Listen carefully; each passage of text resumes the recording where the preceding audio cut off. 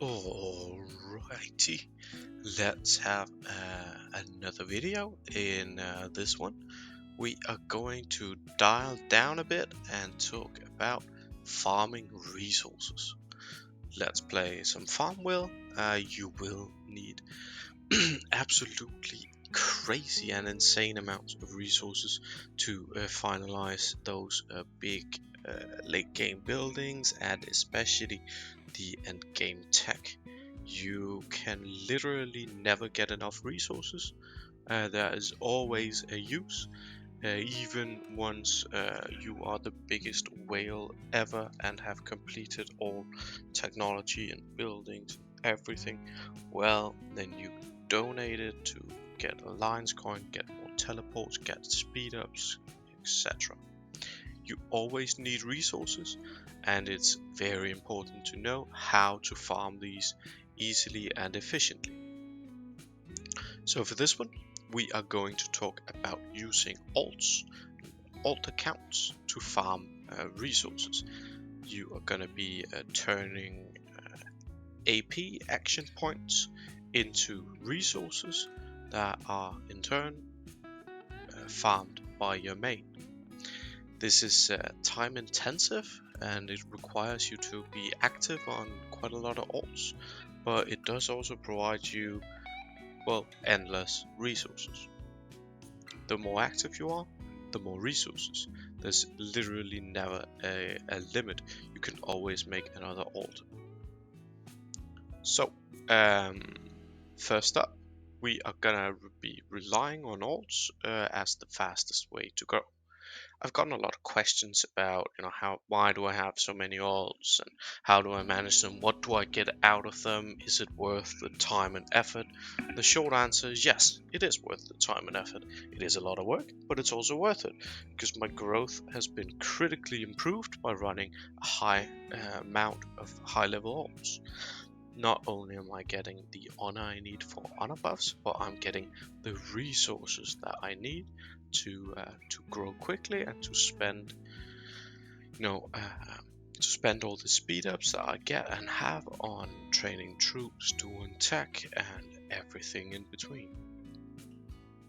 So in this guide, we're gonna have a talk about resource growth aspects of having alts. We're gonna check out how to turn AP with an active playstyle, have fewer alts but very active alts, and how to leverage those. If you are looking for honor bonuses, then you can obviously get that from having high level alts as well, but it's not going to be included in this video. Go check out my separate guide for that. Now, first of all, alts, what are they? How do you turn an alt's action points into something useful? Alts are great for farming resources on the map. You can always just toss them to a node, but more importantly, you can spend the action points of every single alt castle you have on attacking other dead castles. Dead castles, empty castles, being players who have left the game, but whose castles are still present in Norheim, whose farms are still producing resources, but there's no one there to actually reap them.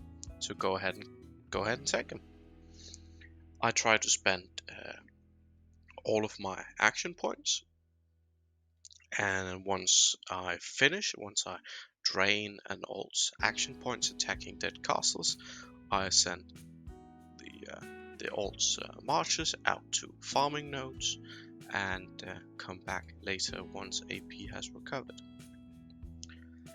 Now,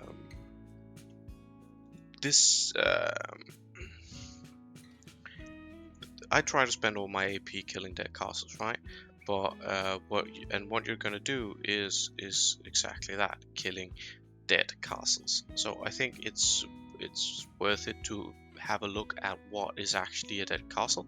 I know that to some of you this is going to be trivial knowledge, but some players may not really be aware, so we're going to go over it anyway because this is a slow guide. So a dead castle is a castle of a player who's no longer playing the game. As such, the castle is dead because there's no active player anymore. What remains are all of the resource buildings in there.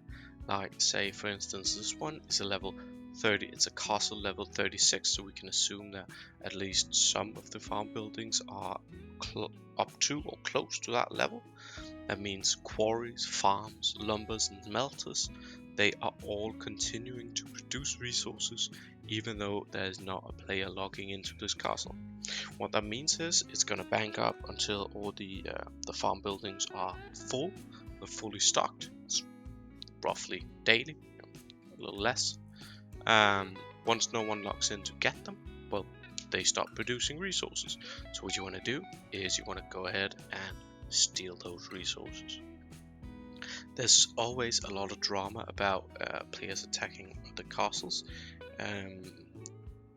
Different servers have different rules, but I think it's pretty common, at least across the higher end competitive servers, that you are not allowed to go around attacking everything willy-nilly. There are protected alliances, rules, server rules set up in order to protect player growth and ensure that you are able to keep up with the other servers, fighting competitively in SVS, etc. What that means is that you want to find a dead castle, then you are looking for someone you are also allowed to attack.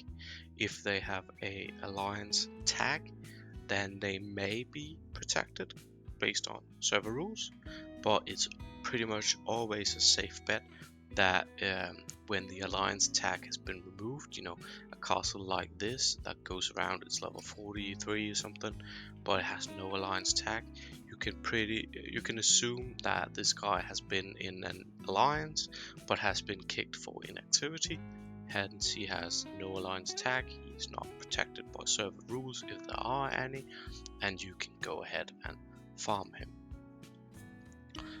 So the base routine for farming the maximum amount of resources, getting the max value out of each alt, and I think that is an important distinction, because based on how you want to approach farming resources, you can do it in a couple different ways. I'm going to release another video quite soon about the exact opposite sort of methodology to this, where you are extremely inactive on a ton of alts to provide a lot of resources. In this one, we are very active on a smaller amount of alts. So what you want to do is you want to spend all of your AP attacking dead castles around the map, like we just went over. Once your AP is drained, your action points are out, you want to send marches off to collect on nodes, locking off, and wait for warehouse to be read, for harvesting with your main. Now, third, what you want to do is collect taxes at least daily. An alliance tax builds up every hour, and by a certain amount per hour. I think it updates a lot faster than every hour, every couple of minutes. But what is important to know is that the territorial tax stacks up to 24 hours. That means if I harvest at 12 UTC, my territorial tax is going to keep stacking up and increasing until 12 UTC the next day. At that point, I get no additional resources in my tax claim. So you want to make sure that you log in daily to capture that tax income. Focusing on maxing out resource production buildings should be the last objective. If you want to do an alt that is for honor, you also want to grow the immortals and boost up your at least one march, but the troop count of marches.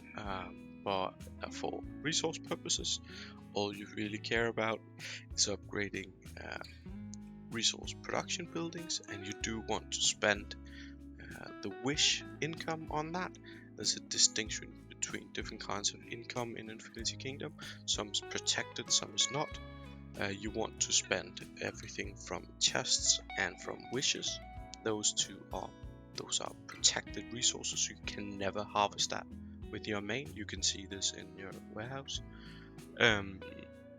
whereas all the stuff that you harvest from dead castles is and nodes is resources that you can plunder with your main. But there's always a ton of dead castles around on Norheim. Players who left the game a long time ago. Even in dense populated servers, you have dead castles to farm, and when you're all farming them with your ults, you shouldn't spend a lot of time trying to find the biggest and the highest level ult castle to attack. I know that there are a lot of players, especially in the dense populated servers, crying out, "Oh, there's no dead castles to attack here." It's not true. There are always a ton of level 30s around, and they do actually have quite a lot of resources in them.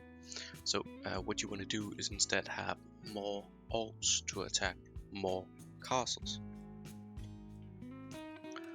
For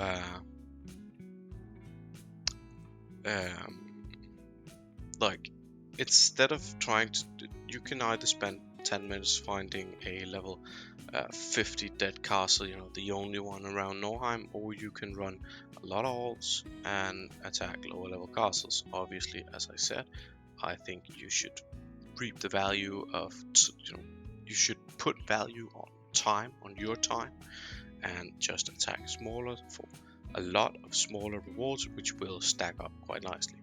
But how you want to do that efficiently is by running multiple instances.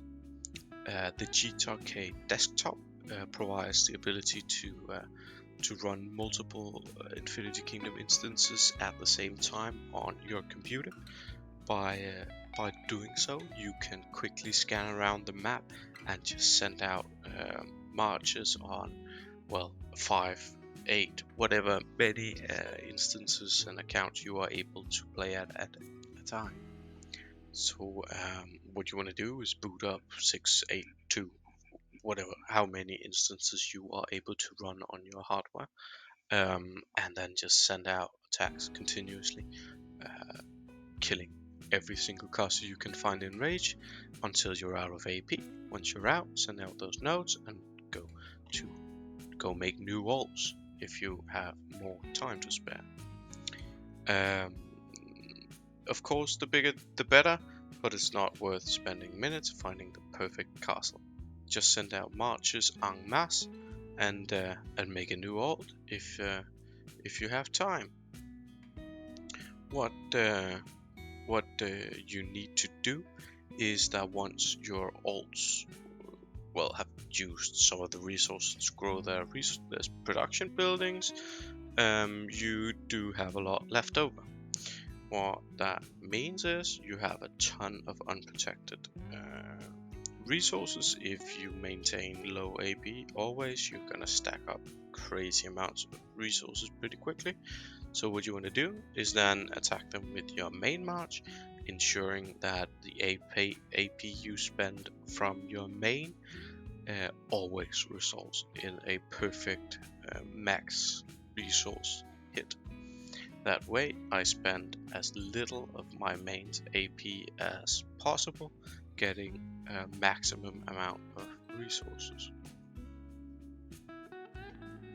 Your main castle is gonna get a lot more food than you can spend, even during SVSs where you spend every single speed up you have on building troops and stuff like that. Just if you are active on a lot of ults, killing dead castles, growing their resource buildings, you are not spending food, meaning their food stack is going to stack up at crazy speeds, and you're going to have a lot of food to spare. What you want to do is spend that food on transmuting and on donating in SVS. All in all, this is a very efficient way to farm resources very quickly. The more time you spend, the better you are at keeping your ult's AP down. The more value you get, the more efficient you get. This is how people got so damn fast to tier 7 troops and C50. They were only not able to do so by purchasing bundles and stuff like that, there's simply not enough resources available for purchasing. Even if you are the biggest of whales, you always need to farm resources in the game by playing it, by doing things like this. So I highly recommend that you do this. I want to reiterate a point from earlier. This is the active alt farming playstyle that should be distinguished from the inactive alt method. Two completely different methodologies, and this one is for the players that want to stay active on a fewer amount of alts, getting a lot of value out of every single account and castle you have. In the next video that's going to come up maybe today or tomorrow, we are going to look at a totally different methodology where you spend maybe 10 seconds every day on your alts, but instead you have a crazy amount of alts and farm a lot of resources that way. More on that in another video. For now, thank you for watching, and I hope that you, as always, please do subscribe to the channel. I consistently release new content here on the IK channel and on the official IK Wiki website. Links are in the description. On these channels you can find guides from everything in IK, from events to talents, passives, finished builds and game mechanics. With that, I'm gonna leave you, and as always, thank you for watching and see you for the next one.